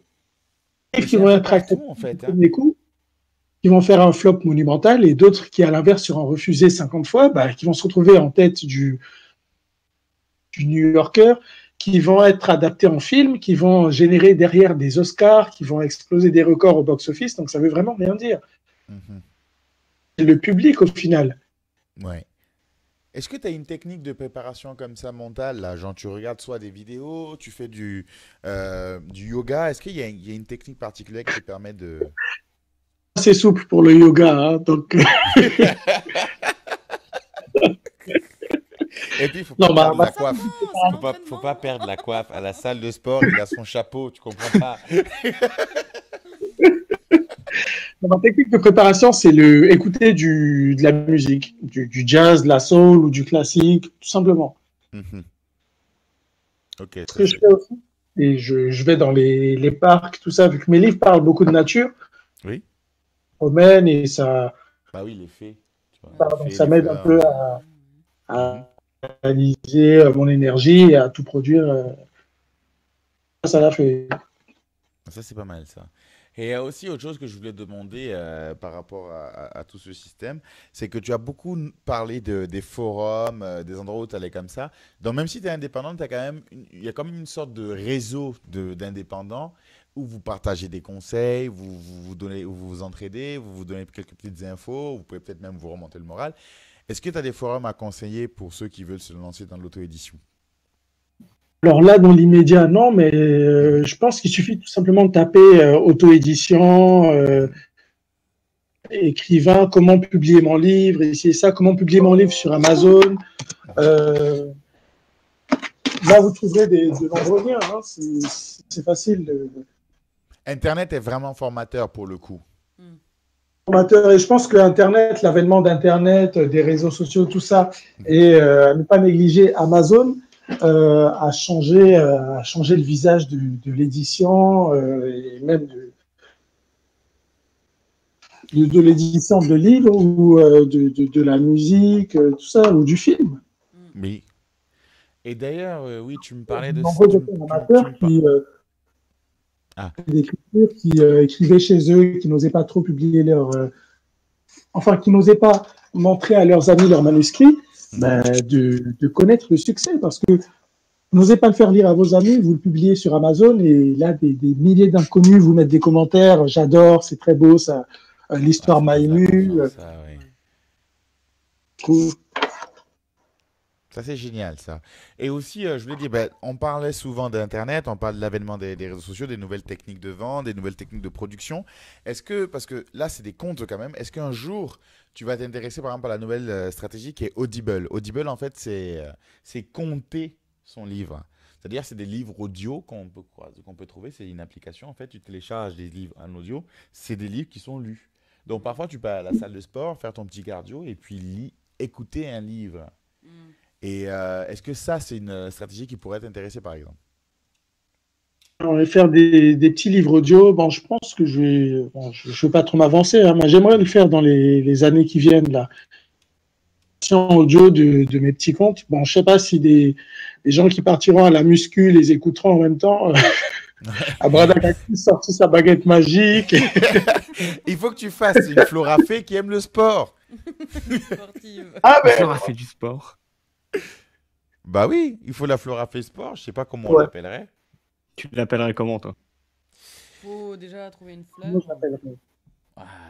Comme les sports, tu sais, c'est des trucs dans les plantes, là, les sports, non? Ça se dit. C'est pas bon, il y a un Florafé qui existe qui s'appelle Passifort. Il est fort, il aime bien. D'accord. La Passiflore. Bah, ça sera mon autre. C'est ton deuxième mail. Bavardalia.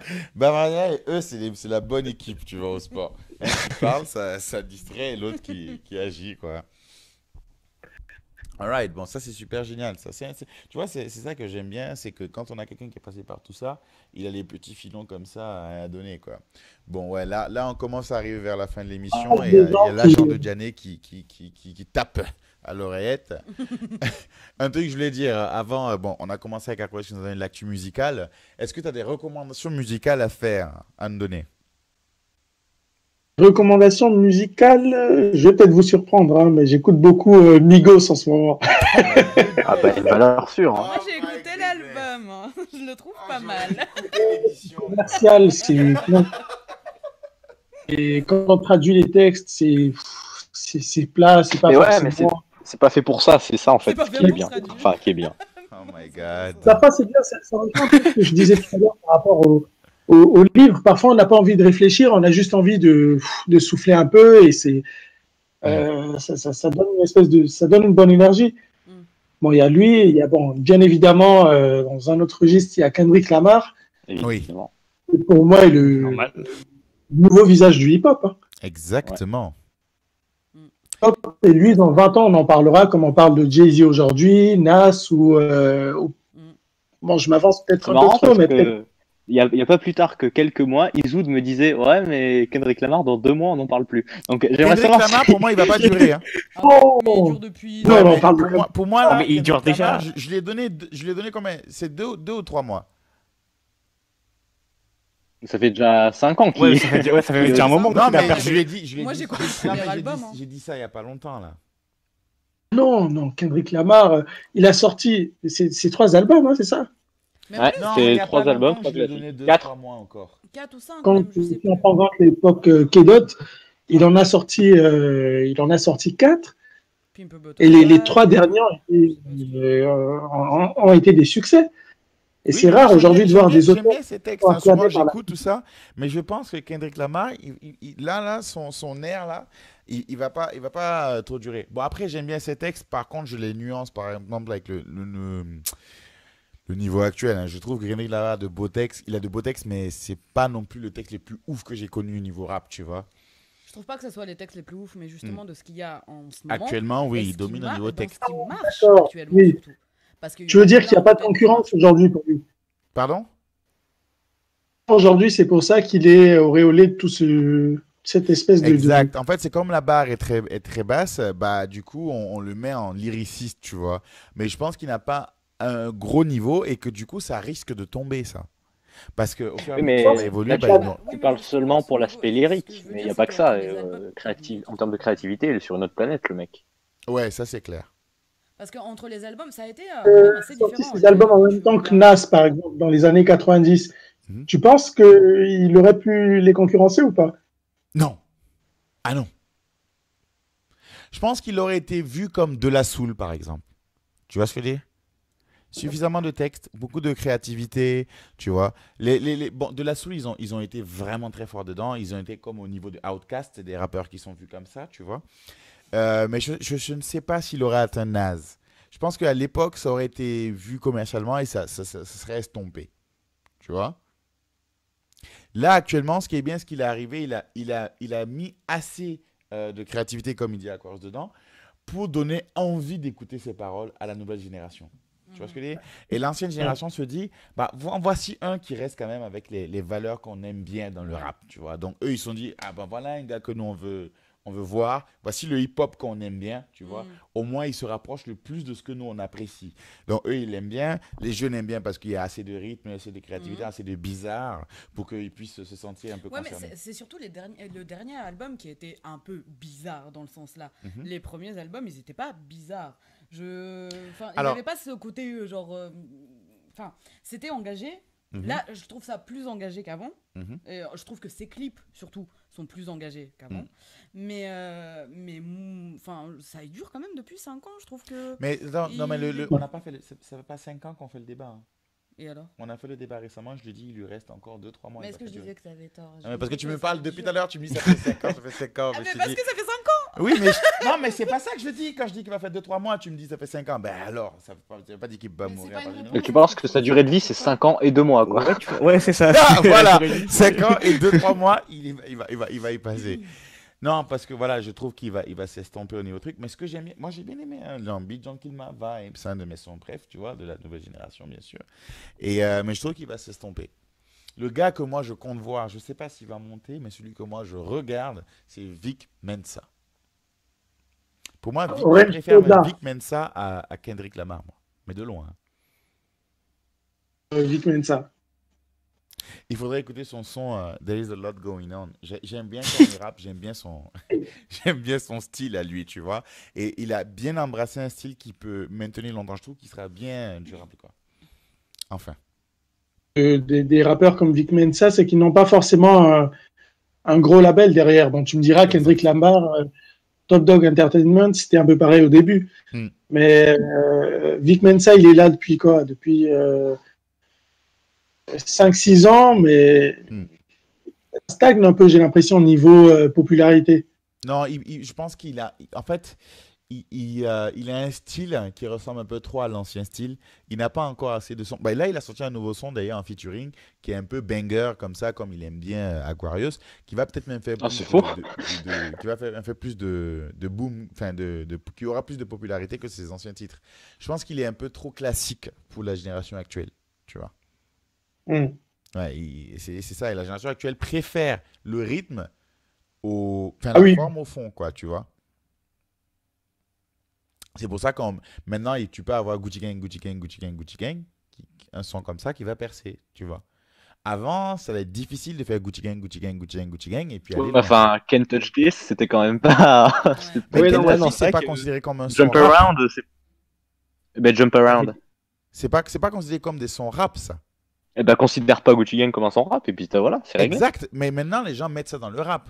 Parce que le rap, c'est devenu Mais ça à l'époque, pour ils eux. mettaient quand même ça, Gucci, ils mettaient quand même tout ça dans le truc rap, hein. Même Non, I Like c'était Big une Butts and I mouvance, Cannot Lie, mais c'était du rap aussi à Ils l'époque. n'étaient pas considérés dans les rappeurs. Maintenant, quand on dit rappeurs actuels, ceux qui font Gucci Gang sont considérés dans les rappeurs actuels. Tu vois ce que je veux dire? Oui, oui. Ça, aujourd'hui, on les Ah, considère Même comme MC étant Hammer, des ententes du MC rap. Hammer, c'était considéré comme un rappeur, hein. Le son Can't Stop This là n'était pas considéré comme dans Can't Stop This là même. Ding ding ding ding ding ding ding. C'était considéré comme un son. Allez, c'était funky, c'était marrant quoi. Tu vois, c'est comme Cha Cha Neya. Tu vois le son comme ça là. Oui, Où ils font mais le Cha Cha Dance. l'artiste en lui-même était considéré comme un rappeur, Parce t'es qu'il y avait d'accord? d'autres sons où il rappait. Et ben voilà, et ben les autres, Mais c'est les pareil. actuels là, ils n'ont pas de son où ils rappent. Mais ça, c'est parce que t'en sais rien. Non, quand j'écoute la pas majorité de leurs écouter. sons, genre Je veux tu pas m'écoutes écouter. 17 de XXXTentacion, je suis désolé, c'est du soundclouding ça, des instrus SoundCloud, il n'y a pas de rap dessus quoi. Bah, il y a Infinity sur le dernier. Ouais. Mais quand j'écoute ces nouveaux gars là, quand ils font peut-être du rap à des temps perdus d'une certaine manière, mais avant, des gens comme ça, pour répondre à la question de Janet, je pense pas qu'on les aurait intégrés dans les rappeurs. Tu vois ce que je veux dire? D'accord. Ouais, je trouve que il aurait manqué quelque chose, quoi, tu vois. Et ben, c'était beaucoup plus fermé avant. Bah, c'est comme Lil Jon, on aimait bien ce qu'il faisait, mais on disait que c'était du rap, mais quelque part, on critiquait, tu vois, on disait que c'était une mouvance assez étrange du rap, tu vois, donc il n'avait pas la même couronne qu'on donnerait à un Migos actuellement, tu vois. Si tu dois prendre les classements d'avant, enfin les critères d'avant, Mais pour moi, ça, c'est pas un argument genre qualitatif ou quoi. C'est qu'à l'époque, c'était fermé. Genre, même rien que tu vois les Migos, la manière dont ils s'habillent, tu mettais pas un Jim Slim dans les années 90, sinon tu te faisais insulter. Il y a Fifou, là, qui est celui qui fait quasiment toutes les covers des albums français et même un peu international.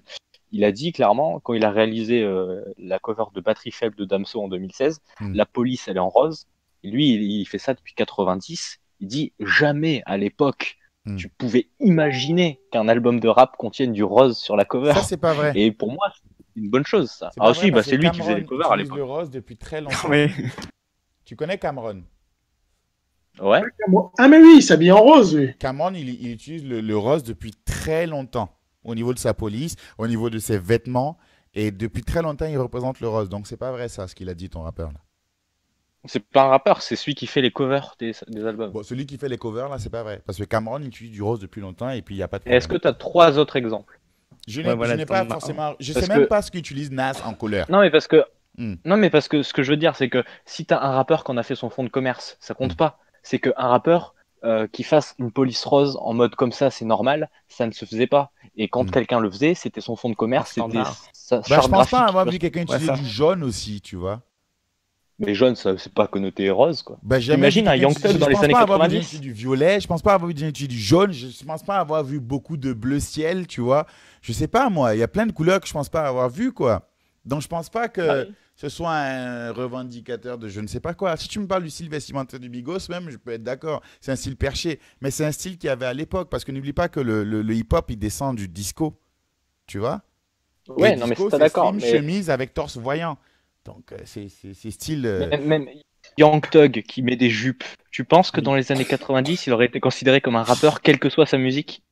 Franchement, on aurait dit qu'il y a. Imagine, je te prends Nas, tu lui mets une jupe, personne ne le considère comme un rappeur en 90. Qui l'a dit? Qui? Nas. Nas. Nas? Non, mais parce que son style. Nas, tu lui n'avait mets une pas- jupe, ça personne ne s'entendait veut le pas considérer avec son comme un style, rappeur. quoi. Mais sinon, Bah voilà. franchement, les gens, il y a beaucoup de choses qu'on pouvait accepter. Même le style, comme tu dis, de MC Hammer, là, c'était un style assez décalé, quoi. Tu vois ce que je veux dire? C'était un peu bizarre. Non, je Correspondait pense à- pas Mais t'es en que- train de dire je pense pas que ce soit ouf. Après, je comprends ce que tu veux dire dans le sens où le rap avait des visions un peu bizarres. Mais pour moi, ça ne change pas forcément la qualité de son rap. Et tu me parles de Migos, leur style vestimentaire n'est pas pour moi plus innovant que ça parce qu'à l'époque disco, ils s'habillaient comme ça. Et leur qualité rap, je les trouve pas ouf. Donc, si les gens ne gagnent que par leur lore, parce qu'ils ont ils sont décalés au niveau de leur style vestimentaire, comme ils faisaient au tout début du hip-hop, qui était très voyant, là, jusqu'à ce que Run DMC commence à apporter le Adidas et le look street, habituel, normal, pas de superstar. Moi, je ne les trouve pas ouf, c'est pas nouveau, c'est pas... Je regarde, je dis d'accord, c'est un lore qui ne m'impressionne pas. Et quand j'écoute la musique vraiment dans le fond, je dis, bah, je ne trouve pas ça qualitatif. C'est peut-être intéressant à écouter. C'est comme quand tu écoutes Skibidi Papa. C'est super intéressant, mais en aucun cas, je dirais que c'est un rappeur, quoi. Mais lui, c'est un comédien à la base. C'est un Mais c'est un comédien, il comédien, l'a c'est pour dit, ça. lui. Et les gens disent, mais tu Oui, Ah oui, bah alors pourquoi tu veux considérer ça comme un rappeur? Mais il est considéré, on le classe dans les rappeurs, ce gars. Mais pas du tout, ça pas du tout. Mais Personne si. fait ça. Il est classé Mais dans non. les musiques rap. Mais oui, parce que sa musique, tu Oui, veux je la suis classer dans désolé. quoi? Dans Il est jazz? classé dans les musiques rap. Et avant ça, les gens adoraient, ils tournaient avec. Ils adorent, mais tu peux demander à un jeune, peut-être plus jeune que toi, qui est dans ton même délire. Lui, par rapport à toi, il dira, mais lui, c'est du bon rap, c'est un bon rappeur, quoi. Non, c'est une bonne musique, mais c'est pas du C'est bon même rap, pas une quoi. bonne- Mais non, mais là, je pense que tu es dans de la science-fiction, là, je trouve. Regarde Bad Barbie, Bad Barbie, s'il te plaît. Elle fait du rap, Eh mais ben, non. Même bah ouais, ce mais tu sais qu'elle est en qu'elle train est de très faire mal là, vue dans Cardi le B. rap, hein. Cardi B, c'est pas une bonne rappeuse. Elle est première au Billboard. Ça n'a aucun sens. Mais pourquoi ça n'a aucun sens? Mais Cardi B, elle n'est pas une rappeuse de ouf. Sa musique, elle est boiteuse, quoi, par rapport aux autres sons qui sortent, tu vois. Pour moi, je ne vois pas comment ça se fait qu'elle arrive là. Je ne comprends pas ça, perso. Hein. Ouais, les paroles de Cardi B, moi, personnellement, bon, voilà. Même la musique en soi, je la trouve La pas, source de je tout ça, la en trouve fait, pas first La Billboard, source, quoi. c'est le public. Pardon? La source, c'est le public au final. Oui, exact. Les gens aujourd'hui, ils veulent écouter des choses assez simples, des rythmes entraînants, tout ça. Pas forcément du rap très recherché, des paroles très recherchées comme Vic Mensa, par exemple. Oui, exact. Bah, Qui, c'est ça que je disais. ces rappeurs-là, qui n'ont pas forcément un style très recherché, qui se ressemblent tous au final. Bah, c'est ça, c'est que je les écoute, j'ai l'impression que j'écoute à peu près eux tous, c'est la même chose. J'ai l'impression que même moi, je peux maintenant faire un son du genre. Je mets autotune, vocodeur, ce que tu veux, je fais un beat et je prends un mot que je répète. I like my Timberland. Timberland. I like my Timberland. Timberland. I like my Timberland. Timberland. Et je laisse ça en fond, ça tourne pendant que je rappe maintenant. Tu vois? Et je finis tous mes mots par Timberland. Genre, yesterday I was walking up, Timberland. Yesterday I was doing it, Timberland. Yesterday when I did it, Timberland. Les gens vont dire, oh putain. Non mais lol. Tu vois ce que je dis? C'est pas Tu ouf, tiens ça. un truc là, tu tiens un truc. Il y a moyen de se faire des sous. Il y a moyen de se faire des sous, Isou. On va faire un truc là. Et chaque fois que j'imite PNL, on dirait vraiment un son de PNL, quoi. Tu vois, non, mais, tu vois, Bon, moi, je vais quitter cette j'ai du mal conversation à- immédiatement. Et ça, c'est des émissions partout. Regarde bien la télé-réalité, là. C'est des émissions qui dominent maintenant. Kim Kardashian est en place et tout. C'est des émissions vite fait, quoi. Tu vois ce que je veux dire? Le vite fait a pris le pas. C'est un peu terrible. Hein. C'est un peu terrible. Mais bon, là, c'est un débat, Aquarius et moi, on finit jamais avec ce débat-là. Parce que pour Aquarius, ce XXI Tentation, il est du même niveau que Tupac. Moi, Non. c'est impossible de mettre XXI Tentation au même niveau que Tupac. Lil Xanax ou je sais pas quoi, là, un rappeur bizarre qui a ZZZ tatoué sur en dessous de son œil, qui dit que Tupac est ennuyeux. Moi, je les comprends plus, tu J'ai vois. entendu parler de ça dernièrement. Là. Ça a créé une espèce de grosse polémique. Bah oui, il a failli se faire taper la dernière fois, il a Ouais. couru, il allait à la police et tout. Regarde, bah, toi, ton thug life, il va pas loin. Ouais, mais là, il a répondu très intelligemment qu'il a jamais dit qu'il était Thug Life. Il Mais a c'est jamais dit bien, je suis un rappeur c'est bien, gangster c'est et bien. tout. C'est très bien pour lui. Il fait pas comme l'autre là, comment il s'appelle le gars chelou qui parle Takeshi quoi? Il y a un 6ix9ine. rappeur bizarre qui fait le thug et puis qui dit 6ix9ine. que- Hein? Tekashi 6ix9ine. Tekashi 6ix9ine. Lui là, il parle, il fait le barbeau beaucoup, mais il provoque des gangs depuis tout à l'heure. Il passe de Crips à Blood ou de Bloods à Crips plutôt. The Game a réagi dessus. Les gens là, ils déconnent. XXXTentacion qui dit qu'il est meilleur que Tupac. Puff Daddy, il en rigolait la dernière fois. C'est bien de se penser fort, mais à un moment donné. Je pense que ce rappeur-là a sorti ça tout simplement pour faire le buzz. Hein. C'est exactement Ouais. ça. Ce que j'étais en train de me dire. En Mais fait, ça c'est une marche. provocation, en fait. Ça marche, les Et la preuve, Aquaros ça le marche, croient. donc il va pas continuer. Mais Non, non, non. qu'est-ce que tu racontes? Xan, je n'aime pas ce gars. J'aime pas Xan, qu'est-ce que tu racontes? Ça balance Aquaros, il croit à Aquarius. ça. Non mais, mec, j'ai jamais écouté un album entier de ce gars, j'aime pas. Et le mec il dit ouais, même niveau que Mais Tupac. extension, tu m'as fait écouter tous les albums qui étaient sortis Non mais avant, ça, ceux c'est qui sont sortis XXX dernièrement. Tentation, c'est Lil Xan qui a J'ai dit tout qu'il était meilleur écouté de que Tupac. XXX Tentation. Mais tu confonds Lil Xan et XXX Tentation là. Non, non, XXX Tentation a dit qu'il était meilleur que Tupac.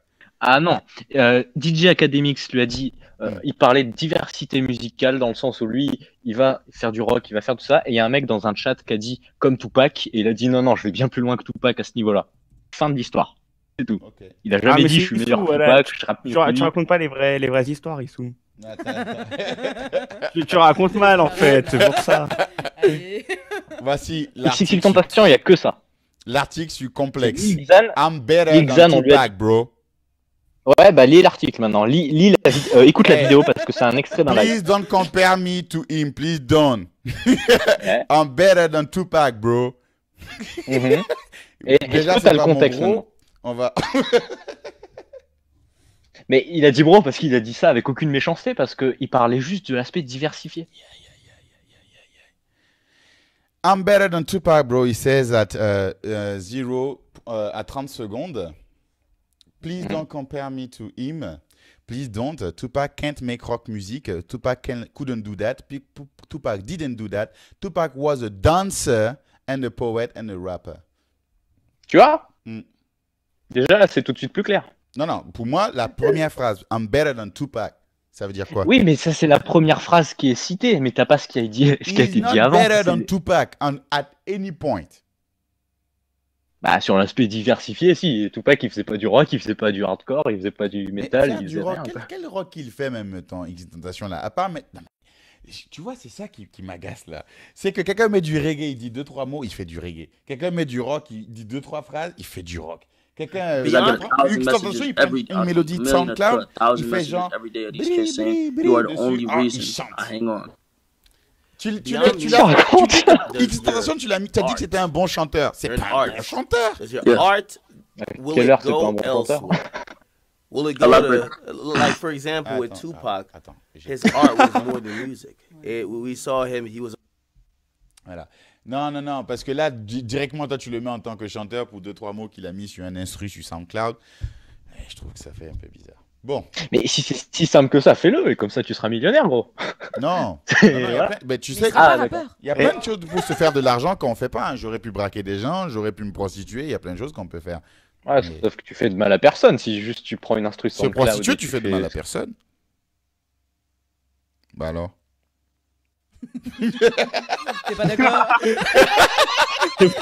Attends, c'est quoi que t'as dit?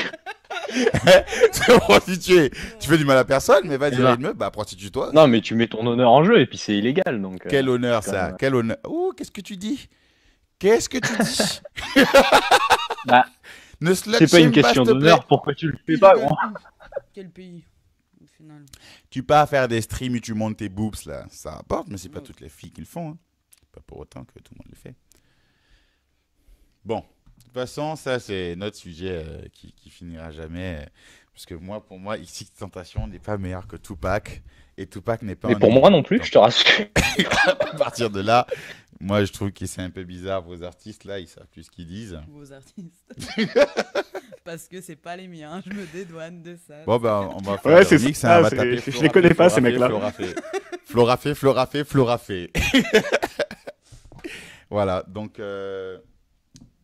Ouais, nous, on va reprendre peut-être nos débats après, mais parce qu'il y a l'agent de Diané qui n'arrête pas de me dire qu'il est l'heure quand même. Donc, oui, voilà. Donc, merci à toi, Diané, d'être passé dans cette interview d'une Torre Stream et de nous avoir un peu plus parlé de ce que tu faisais, un peu plus parlé de l'industrie, comment ça marche, notamment quand on est auto-éditeur, c'est-à-dire qu'on est indépendant dans le milieu. Indépendant. Voilà. Merci à vous pour l'invitation et à très bientôt. Merci. Alors, donc, c'était le Notorious Stream avec Diané, qui est l'auteur de Le Monde merveilleux des Flora Fé. vous pouvez retrouver sur son site qui est www.florafe.com. Et dessus, vous pouvez directement acheter les livres. Donc, je rappelle que c'est des petits personnages inspirés de fleurs, donc qui représentent, qui ont toujours tous un trait de caractère dans lequel on peut se reconnaître. Donc, moi, je dis, mon personnage à moi, ça reste Bavardalia. Voilà, qui est ton main. C'est mon main. Bavardalia, c'est ma gossure. Voilà. Donc, aussi, Sur les je top remercie, tiers. comme d'habitude, Aquarius Sama, même si il a des goûts musicaux bizarres. Je reviendrai plus, c'est bon. Non, ça juge. Il juge trop. Non, je juge. En plus, j'ai aimé un des sons de X-Tentation, là, le son avec Joey Badass. Non, mais en plus, là où c'est faux, c'est que tout ce que toi t'aimes dans le rap, je l'aime aussi en fait. J'écoute tous les mêmes artistes que toi et tout. C'est juste que j'en écoute d'autres en plus, quoi. Ouais, t'as une oreille un peu plus diversifiée que la mienne. Ouais. Un peu plus ouverte. Plus ouverte, ouais. Moi je ferme un peu les... Ouais, j'écarte pas autant. Il parle plus. Mais si t'avais écouté le dernier album de XXXTentacion dans l'ordre, t'aurais écouté l'intro où il dit que c'est justement fait pour les mecs qui n'ont pas de mal à passer d'un genre à l'autre et que si c'est pas le cas que vous attendez du rap, essayez même pas, quoi. Ah, moi, j'ai pas de mal à passer d'un genre à l'autre, c'est juste que ces genres ne me plaisent pas, quoi. Mais bon. C'est les gens maintenant, c'est les gens Voilà, qui me plaisent. si. Non, mais c'est genre. Ah, Gérard, pardon. Ouais, je dis c'est genre, mais parce Pardon. que ici, il me dit, ouais, si t'aimes pas, c'est parce que t'écoutes mal. Ok, y a pas de problème. Mais j'écoute mal. Écoute mieux. Écoute, voilà. Ouvre plus. Bon, voilà, on a Maxou, sa meilleure déclaration ce soir, c'était écoute mieux. Maxou qui était très bavard ce soir. Non, mais non, j'ai écouté, T'as On appris. n'a pas parlé Je me suis sport, délecté. C'est vrai, la prochaine fois. je me suis délecté. Ah, c'était Oui, pas parce que mes sujets. Diané, il faut que tu saches, il aime pas l'OM. Donc voilà, Ah là là. C'est ça qu'on finit. on était aussi avec Alice Klaus et bien sûr votre présentateur préféré, Izuti W. Donc comme d'habitude, je vous dis, jetez-nous des fleurs, jetez-nous des pierres, mais surtout ne partez pas sans laisser votre commentaire. C'était Notorious Stream avec Diané du monde merveilleux des Florafés et je vous souhaite bonne fin de soirée. Bonne soirée. Une soirée.